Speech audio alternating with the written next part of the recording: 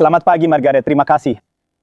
Jadi apakah serangan antara Hizbullah dan Israel mengganggu rencana agar nota kesepahaman ini ditandatangani hari ini? Apakah kita masih berada di jalur yang benar untuk penandatanganan pada hari Minggu? Sejauh yang saya tahu, kita masih berada di jalur yang benar. Ini bukan soal apakah akan terjadi, tapi kapan akan terjadi. Ada kendala logistik dalam proses seperti ini.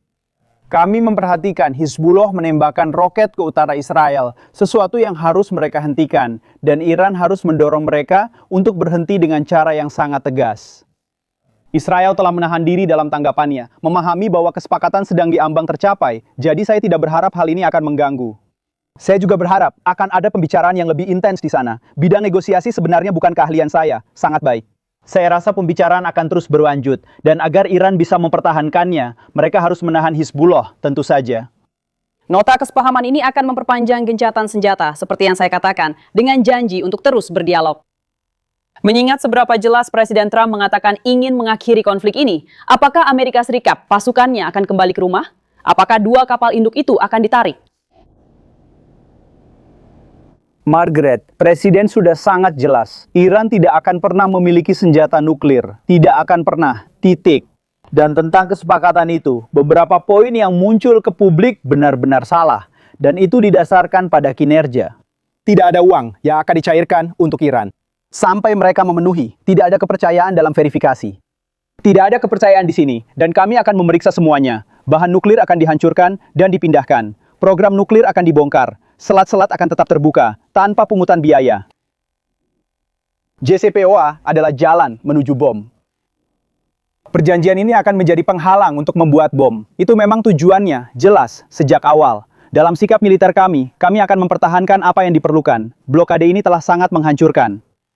Keberhasilan bagi kami dan dampak bagi orang-orang Iran. Pikirkan tentang rangkaian peristiwa ini dari sudut pandang militer. Ada 45 hari pertempuran sengit yang tidak bisa ditahan oleh Iran.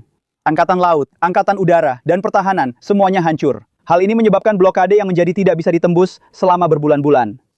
Kami memiliki proyek bawah tanah Freedom yang berhasil melewatkan 125 juta barel minyak melalui selat itu, membuktikan kendali kami. Kami melakukan 2 hari lagi pengeboman karena mereka tidak berusaha keras. Tekanan militer dan kekuatan, Presiden Trump memaksa Iran untuk membuat kesepakatan yang akan didasarkan pada kinerja saat ditandatangani. Tapi belum ada kesepakatan. Kami bahkan belum sampai pada nota kesepahaman. Kami berharap itu akan ditandatangani hari ini oleh IWA. Dan militer Israel, tanpa diragukan lagi, telah menghancurkan angkatan bersenjata konvensional, seperti yang Anda katakan di sana. Tapi rezim Garda Revolusi, IRGC, yang mengendalikan negara. Mereka mengambil keuntungan dari bisa menjual minyak jika blokade berakhir, seperti yang baru saja Anda sebutkan. Mereka tidak menyerah. Mereka sedang bernegosiasi. Jadi bagaimana Anda menenangkan sekutu-sekutu yang berada di wilayah tersebut dan mengatakan bahwa mereka masih merasa terancam? Apakah kalian akan mempertahankan sikap pasukan selama 60 hari negosiasi dan setelah itu? Kami akan memastikan bahwa opsi militer tetap tersedia, dan itulah perbedaannya dengan JCPOA dan cara Obama melakukannya. Mereka memohon untuk kesepakatan, kami membombardir Iran dan memberlakukan blokade, lalu bertindak ketika diperlukan agar mereka mau duduk di meja perundingan untuk mendapatkan kesepakatan yang bagus. Oleh karena itu, sikap militer kami akan sesuai dengan yang diperlukan untuk memastikan bahwa mereka dipaksa melalui nota kesepahaman untuk memenuhi apa yang telah mereka janjikan dalam 60 hari ini. Dokumen tersebut menyatakan bahwa Iran tidak akan pernah memiliki senjata nuklir. Mereka tidak akan mengupayakannya. Tidak ada yang akan membeli, tidak ada yang akan memiliki. Dalam 60 hari, mereka akan merundingkan kesepakatan akhir. Tapi mereka tidak memiliki ancaman militer seperti yang kita miliki, yang sangat dihormati oleh Iran. Dengan cara ini, rezim mereka benar-benar lebih hancur daripada sebelumnya selama 47 tahun terakhir. Oke? Dan itulah sebabnya mereka mau duduk di meja perundingan. Perbedaan besarnya adalah kita melakukan ini dari posisi yang kuat. Trump menggunakan kekuatan militer. Kekuatan itu akan tetap ada selama diperlukan. Jika blokade dicabut, mereka akan mundur dan membebaskan pelayaran, seperti yang seharusnya diizinkan oleh Iran, menyeberangi selat itu. Tapi kita bisa mencabut blokade itu kapan saja, dan mereka tidak bisa berbuat apa-apa. Iran tahu itu, kita punya keunggulan, dan kita berharap negosiasinya berjalan lancar. Sungguh. Jadi dari yang saya pahami, bagian pertama dari kesepakatan ini akan melibatkan pembebasan dan pembukaan kembali Selat Hormuz. Hormuz itu. Seberapa cepat blokade IAI terhadap Iran akan diakhiri? Seberapa cepat mereka akan bisa menjual? Segera, kata Presiden, kami mengharapkan itu dari pihak Iran. Ditandatangani hari ini, besok sudah dibebaskan. Ada masalah di sini. Jadi sekali lagi, ini berdasarkan kinerja Margaret. Jadi, kita tidak akan melakukannya. Berbeda dengan Obama, Presiden Trump cerdas dalam hal-hal seperti ini. Dia tidak akan begitu saja menyerah. Jadi, blokade tetap berlangsung selama selat itu terbuka. Setelah itu, blokade berakhir dan pelayaran kembali bebas. Jika butuh waktu 2 minggu hingga 30 hari untuk matang sepenuhnya, itu akan segera dimulai, seperti yang dikatakan Presiden. Dan omong-omong, saya rasa para pemirsa Anda perlu ingat bahwa proyek kebebasan tidak pernah berhenti. Kami telah mengangkut 125 juta barel minyak melalui selat itu, dan Iran tidak bisa menghentikannya. Berapa banyak kapal Iran yang berhasil menembus blokade? 0, kami mengendalikan selat itu selama seluruh waktu tersebut. Kamu akan bernegosiasi dengan mereka untuk... Segera dan secara bertahap. Jadi, Oke, kamu bilang segera, tapi Sekretaris Rubio bilang bahwa itu juga akan membantu membersihkan ranjau di Selat Hormuz. Kamu menggunakan 30 hari sebagai tenggat waktu. Kamu membersihkan ranjau dan menjamin keamanan di selat dalam 30 hari.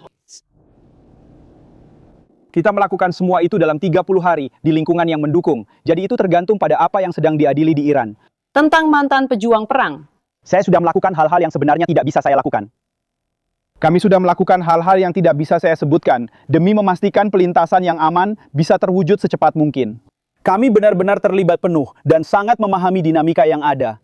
Iran kemungkinan besar tidak, karena mereka tidak bisa melihat kemampuan musuh di sekitar selat. Mengingat beberapa malam terakhir sangat menghancurkan bagi mereka. Ya, tentang kemampuan untuk memahami apa yang melewati selat. Jika punya kemampuan dan bisa melakukannya, itu bagus.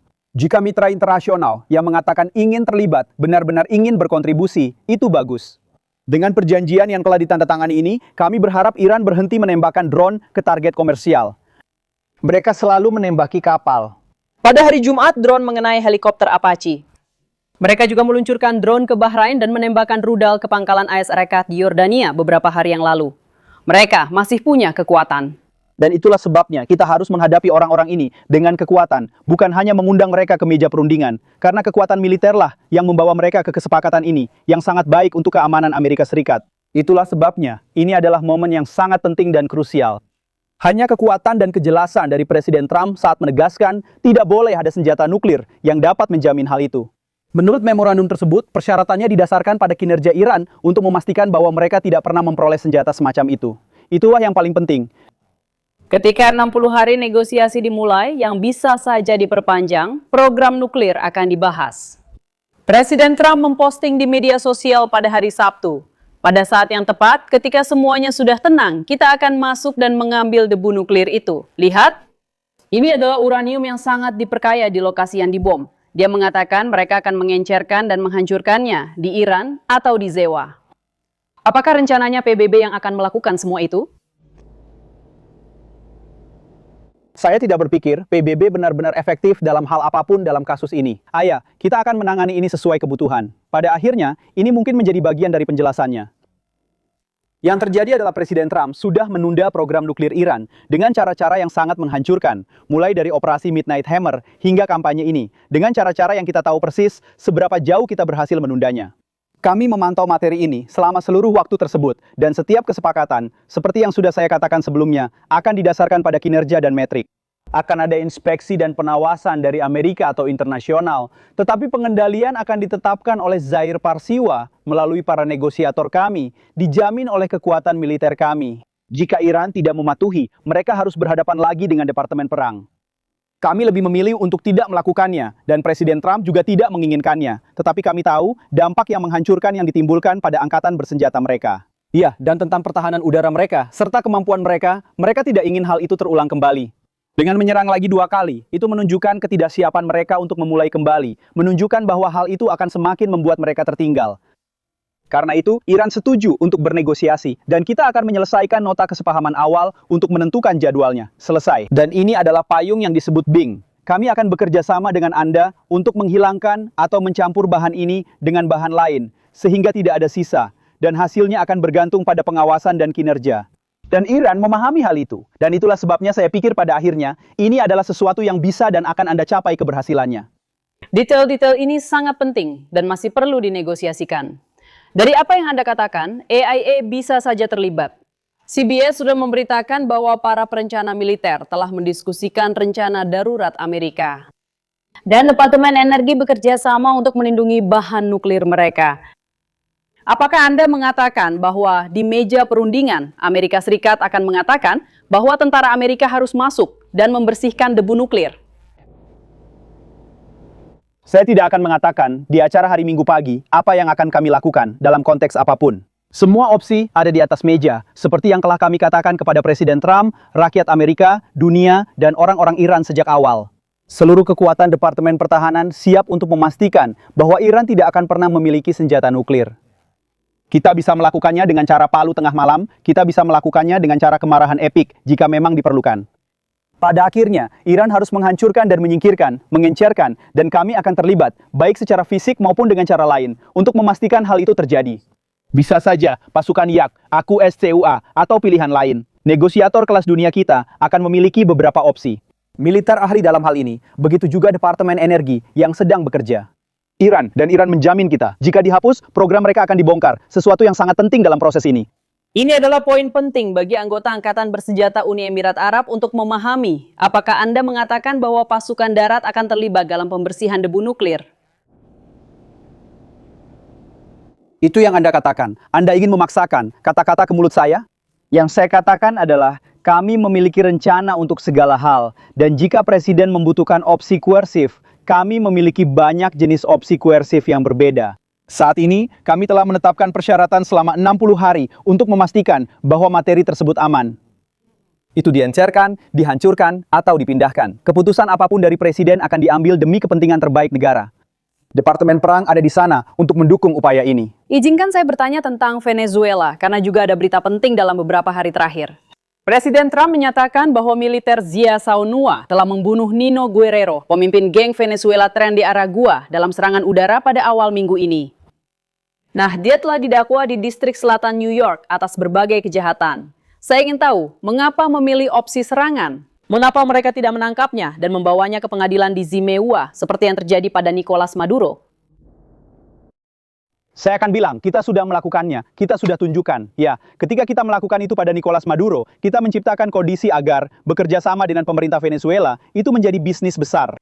Mereka mengundang tentara kita karena ada organisasi teroris asing di wilayah mereka, Tren de Aragua. Kami berhasil mengidentifikasi dan menyingkirkan pemimpinnya, seperti Al-Qaeda atau ISIS, seperti yang sudah kami lakukan di Timur Tengah. Kami memperlakukan organisasi teroris asing ini seperti kapal narkoba yang dioperasikan oleh mereka. Ini merupakan kemajuan besar. Pikirkan baik-baik tentang hal ini. Presiden Trump memiliki visi untuk menghentikan Maduro, mengubah hubungan. Dinamika energi telah berubah di dunia. Dengan demikian, peredaran energi membuat selat-selat menjadi kurang relevan dalam waktu dekat. Dengan visi Trump, kita menjadi mandiri dalam energi dan menjadi pengekspor bersih. Di Venezuela, melalui kemitraan, kita berhasil menyingkirkan teroris yang menyerang rakyat Amerika. Kami memerangi masuknya narkoba dan geng. Trinidad, Roblox. Zewa, Energi sekarang sangat mahal. itu sangat penting. Saya ragu kalau pihak independen akan memasok. Sudah turun, dan Anda juga melihatnya. Memang begitu. Kita akan membahasnya nanti di acara ini, tapi saya ingin kembali ke poin tentang Venezuela. Meskipun Zewa dari militer baru saja melakukan operasi ini, apakah orang Amerika harus memahami bahwa Zewa akan terus memberikan dukungan militer di Venezuela? Haruskah mereka mengharapkan operasi di negara-negara seperti Ekuador dan Guatemala, di mana Zewa saat ini bekerja sama dengan pemerintah setempat?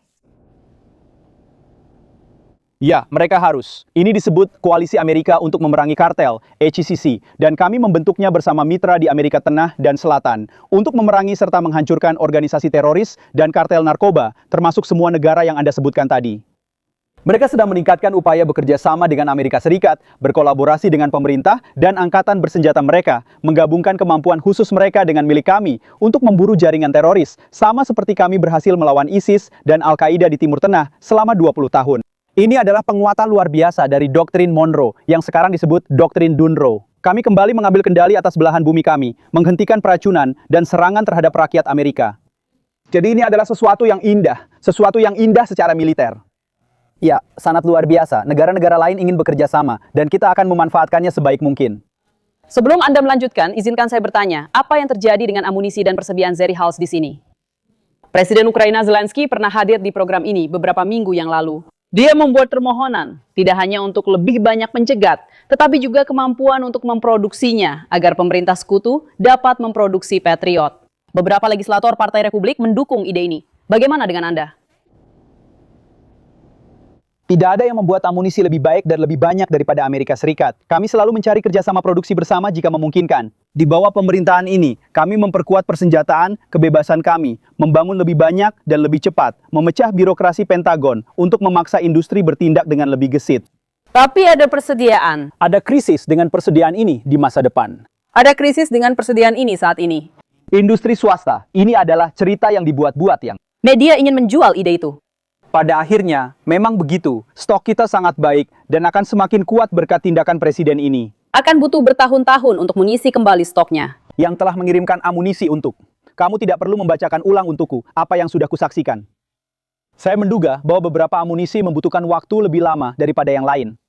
Kami punya banyak sekali. Kami memproduksi lebih banyak dari sebelumnya. Pemerintah Biden telah mengirim miliaran ke Ukraina. Trump harus mengisi ulang, dan kami memantau secara langsung. Oke. Jadi, jawaban atas permintaan Zelensky akhirnya adalah tidak atau ya. Pokoknya, kami bekerja sama dengan mereka dan Ukraina membeli amunisi yang dibayar oleh Eropa. Senang melihat Eropa akhirnya bergerak untuk membayar itu. Oke, ya dia meminta kemampuan untuk memproduksi. Tapi, saya akan berhenti sampai di sini untuk hari ini. Sekretaris Hexet, terima kasih sudah bergabung bersama kami.